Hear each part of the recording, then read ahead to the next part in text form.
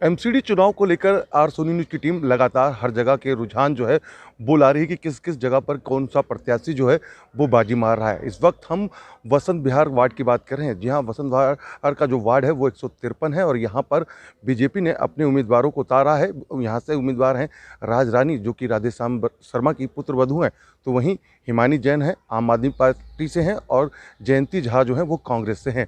इनके रुझान हम आपको बताएं, लेकिन उससे पहले हम आपको बता दें कि जिस तरीके से, क्योंकि बसंत विहार एक ऐसा इलाका है जहाँ पर क्लस्टर बस के साथ साथ यहाँ पर बताऊँ सरकारी कर्मचारी बहुत से ज़्यादा लोग रहते हैं और बसंत विहार के साथ बसंत गाँव, जो कि एक बड़ा गांव है, बसंत गांव के साथ साथ नानकपुरा गांव है और यहाँ पर भी वोटर सबसे ज़्यादा हैं। तो यहाँ पर का रुझान जो है, हमारे जो सहयोगी हैं नीरज अवस्थी हैं, विनोद जायसवाल हैं और नादिरा हैं, ये बताएंगे कि किस तरीके से किन किन जगहों पर किस पार्टी को किस तरीके का समर्थन जो है वो वोटर दे रहे हैं, क्योंकि 4 दिसंबर को राजधानी दिल्ली में मतदान है। तो नीरज, आप किस जगह पर गए थे बसंत विहार वार्ड में? अगर बात की जाए तो किस जगह गए थे? मैं आपको बताना चाहता हूँ कि बसंत विहार, संत निकेतन और शांति निकेतन दिल्ली की पॉश कॉलोनियों में से ये सबसे महंगी कॉलोनियाँ हैं और सबसे ज़्यादा रेवेन्यू देने वाला ये क्षेत्र है।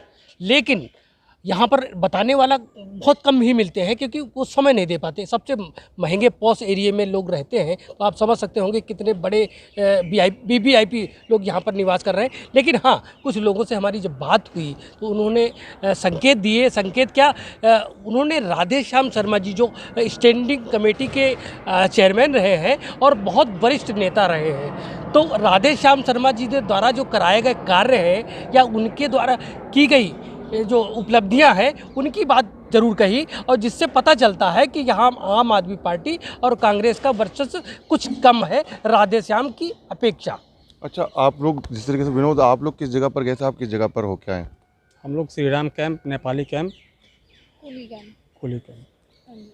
क्या रुझान रहा वहाँ पर? नजरा किस तरीके का रुझान देखने को मिला यहाँ पर? सर, बीजेपी के जो नेता पहले रह चुके हैं, वो पहले पार्षद भी थे, उन्होंने बहुत सारे कार्य किए हैं। तो अब उनकी बहू अगर खड़ी हुई है एमसीडी के चुनाव में, तो उनको आने वाले टाइम में मुझे लगता है कि इस बार फ़ायदा मिलेगा। जैसे जो कांग्रेस की प्रत्याशी हैं, उनका क्या किस तरीके से देखने को मिला इस एरिया में? क्योंकि अभी कुछ दिन पहले वो आम आदमी पार्टी को छोड़ कर आई, तो वहाँ पर कांग्रेस का कुछ माहौल दिखा? कह सकते हैं सर, थोड़ा बहुत, ज़्यादा नहीं। अभी आने वाले चुनाव में पता लगेगा कि कौन जीतता है। अच्छा, कैंप में आप भी गए विनोद, यहाँ पर किस तरीके से आम आदमी पार्टी, क्योंकि पूरी विधानसभा जो है आर.के. पुरम विधानसभा है, वहाँ की रिमिला टोकस जो है वो विधायिका हैं, तो यहाँ पर आम आदमी पार्टी क्लस्टर एरिया में क्या कर रही, कुछ है फेरबदल इस बार होगा? आम आदमी पार्टी की आम आदमी पार्टी की बागी उम्मीदवार जो कांग्रेस से टिकट पर लड़ रही हैं, तो ये थोड़ा सा खेल आम आदमी पार्टी का बिगाड़ भी सकती है। और रहा बात बीजेपी का, तो बीजेपी जैसे कि कहा जाए कि ये चेहरे का चुनाव हो रहा है। राधेश्याम शर्मा जो हैं पुराने नेता हैं, बहुत पुराने कार्यकर्ता भी रह चुके हैं और उनकी पुत्र वधू को ये टिकट मिला है। तो उस हिसाब से देखा जाए तो राधेश्याम शर्मा के तरफ लोगों का झुकाव अधिक है, उनके काम को लेकर, उनके विश्वास को लेकर और पुराने नेता को लेकर। अच्छा, देखिए नीरज, जिस तरीके से हम लोग क्योंकि लगातार जो है रुझान दिखा रहे हैं अपने दर्शकों को कि अब क्योंकि हम लोग उस दौर में आ चुके हैं कि चुनाव की तारीख बहुत कम बची हुई है, रोज़ाना हम लोग कई वार्डों में पहुंच रहे हैं और वहाँ के रुझान हम लोग लेके आ रहे हैं, क्योंकि वसंत विहार के साथ साथ जो वसंत गांव भी है और पॉश इलाका, जैसे हमने बात की air India colony, air India colony में आप गए तो वहाँ पर, क्योंकि हालांकि लोग तो वहाँ पर उड़ाने भरते रहते हैं, कर्मचारी एयर इंडिया के, वहाँ कैसा रहा? देखिए, एयर इंडिया में कॉलोनी में सबसे बढ़िया बात तो ये रही है कि वहाँ पर तो एक तो सरकारी कर्मचारी हैं, एयर इंडिया की कॉलोनी है, एयर इंडिया से संबंधित काफ़ी लोग वहाँ भी निवास करते हैं।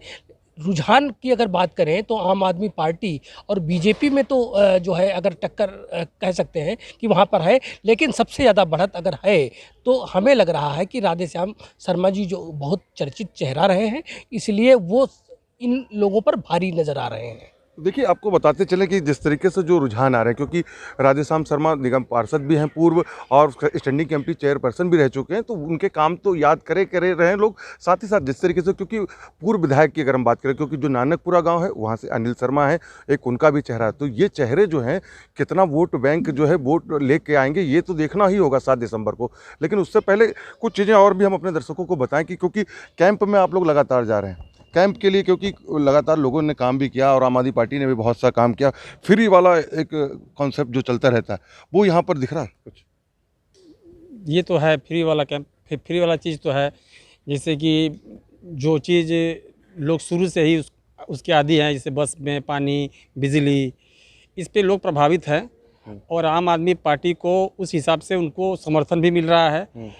लेकिन कहीं ना कहीं देखा जाए तो ये राधेश्याम तिवारी जो बीजेपी ने, सॉरी राधेश्याम शर्मा जो बीजेपी ने इनके पुत्र वधू को टिकट दिया है, ये एक तरह से बीजेपी ने गेम खेला है जो बीजेपी को फ़ायदा करेगा। अच्छा नादिरा, महिलाओं से बात हुई होगी क्योंकि अधिकतर उन क्लस्टर एरिया में जो महिलाएं रहती हैं वहीं आसपास में काम भी करती हैं, महिलाओं को किस तरीके से देखते हो आप लोग? सर वहाँ की महिलाएं जाहिर सी बात है, अगर ये एक महिला टिकट है तो ये महिलाओं को ज़्यादा सपोर्ट करेंगी और आने वाले टाइम में कुछ ना कुछ तो उनके लिए काम ही करेंगे। किस पार्टी को, क्योंकि सब देखा जाए तो लेडीज़ हैं और कांग्रेस तो है, दिख ही रहा साफ कि तुरंत आम आदमी पार्टी से जब उनको टिकट नहीं मिला तो वो बगावत करके यहाँ पर पहुँचे, क्योंकि वोट खाली क्लस्टर से नहीं पौष इलाके से भी होता है।